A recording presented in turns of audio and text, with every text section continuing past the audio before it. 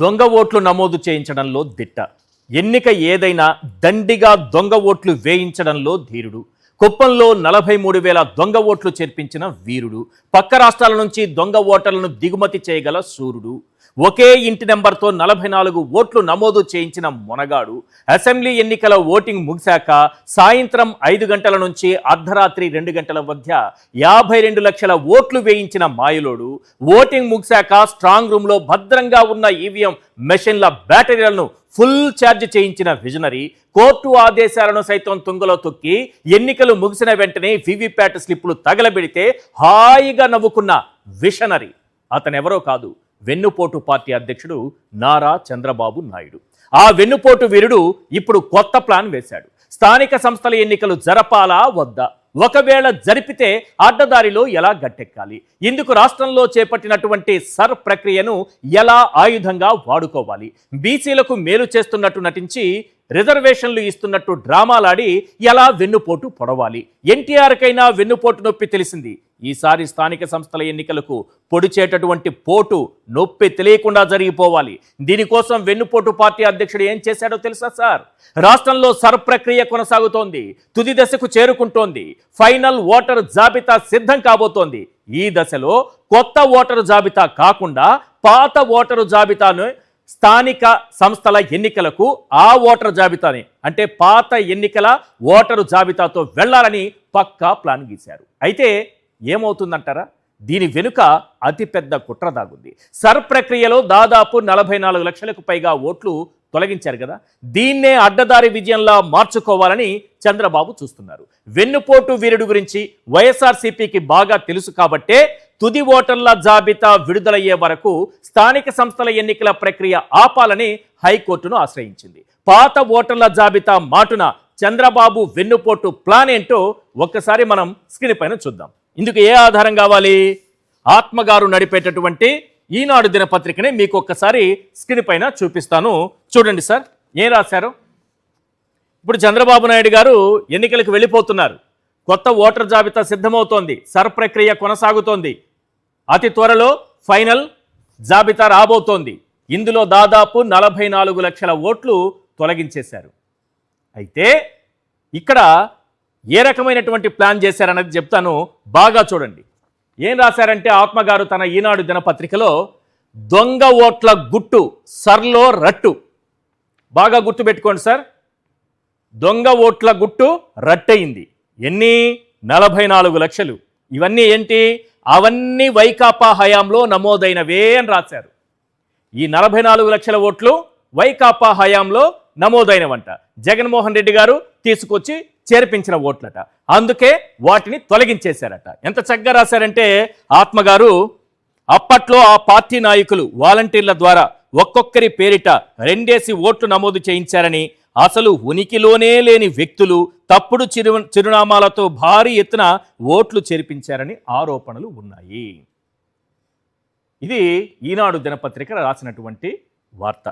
రాయలసీమ జిల్లాలోనే డబుల్ ఎంట్రీల ఓట్లు, ఆయా చిరునామాల్లో లేనివారు, వారి వివరాలు లభ్యం కాని ఓట్లు అత్యధికంగా ఉన్నట్లు తేలింది. సాధారణంగా ఎవరైనా చనిపోయినా, వలస వెళ్ళినా, దొంగ ఓట్లు చేర్పించినా, ఒకే అడ్రస్తో 2-3 ఓట్లు ఉన్నా వాటిని అన్నింటినీ తొలగిస్తారు. సరే, ఇవన్నిటినీ కూడా ఈ 44 లక్షల ఓట్లని జగన్మోహన్ రెడ్డి ఖాతాలో వేసేశారు ఆత్మగారు, రామోజీరావు గారు. ఏం రాశారు? రాష్ట్ర వ్యాప్తంగా, బాగా వినాలి సార్, రాష్ట్ర వ్యాప్తంగా 44,89,488 మంది ఓట్లను ఎన్నికల సంఘం తొలగించాల్సిన జాబితాలో చేర్చింది. ఇవన్నీ దొంగ ఓట్లు, అన్ని వైకాపా హయాంలో నమోదైనవి. ఇప్పుడు దొంగ ఓట్లు కదా ఇవన్నీ దొంగ ఓట్లు కదా, ఇవన్నీ తొలగించేస్తున్నారు కదా.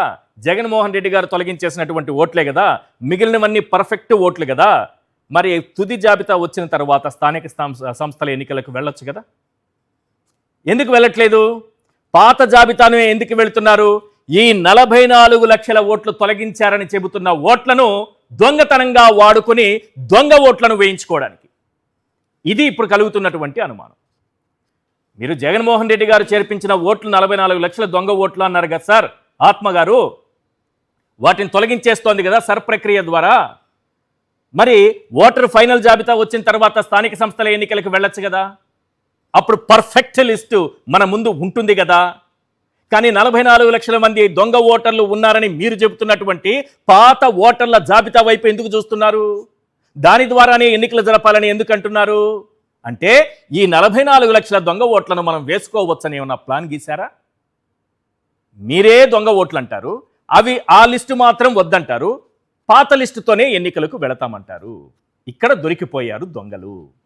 ఇలా రామోజీరావు గారే చంద్రబాబు నాయుడు గారి వెన్నుపోటు అంటారా, దొంగ ఓట్లను అంటారా, క్లియర్గా పట్టించారు. ఈ స్థానిక సంస్థల ఎన్నికలను వైఎస్ఆర్సీపీ ప్రతిష్టాత్మకంగా తీసుకుంది. కాకపోతే వెన్నుపోటు పార్టీ అధ్యక్షుడు అధికారంలో ఉండగా ఫ్రీ అండ్ ఫెయిర్ ఎలక్షన్ సాధ్యం కాదు. అయినా సరే ఈ ఎన్నికల్లో బలమైన అభ్యర్థులను నిలబెట్టి పోరాడాలని ఇప్పటికే జగన్ తన పార్టీ శ్రేణులకు పిలుపునిచ్చారు. అంతేకాదు ఎక్కడ ఏకగ్రీవం అనే మాట వినపడకూడదని, అలా వినిపిస్తే వచ్చే ఎన్నికల్లో టికెట్ కష్టమేనని స్వీట్ వార్నింగ్ కూడా ఇచ్చారు. ఈ స్థానిక సంస్థల ఎన్నికలపై ఆయన ఏమన్నారో ఒకసారి స్క్రీన్ పైన చూద్దాం. ఎక్కడైనా కూడా మీ నియోజకవర్గాలలో ఎక్కడైనా కూడా ఏకగ్రీవంగా ఎక్కడైనా ఎన్నిక జరిగితే మాత్రం నన్ను అడగాల్సిన పనుల క్యాండిడేట్ ఆ తర్వాత ఎన్నికల్లో పోటీ చేయడానికి మీరే గుర్తుపెట్టుకోండి. ఎక్కడైనా పోటీ జరగకోకుండా ఏకగ్రీవంగా ఇడిచిపెట్టినారంటే మాత్రం ఆ తర్వాత క్యాండిడేట్ ఎమ్మెల్యే ఎలక్షన్లో క్యాండిడేట్ కాడు అనేది గుర్తుపెట్టుకోండి. అంత ప్రస్ఫుటంగా అంత క్రిస్టల్ క్లియర్గా చెప్తా ఉన్నా. ప్రతి చోట పోటీ జరగాల. ఎన్నికలు అయిపోయిన తర్వాత కూడా నేను రిపోర్ట్లు తెప్పించుకుంటాం. మీ ఎమ్మెల్యే క్యాండిడేట్ ప్రతి చోట పోటీకి నిలబెట్టాడా, క్యాండిడేట్ నిలబెట్టలేదా అనేది పోటీ రిపోర్ట్లు తెప్పించుకుంటాం.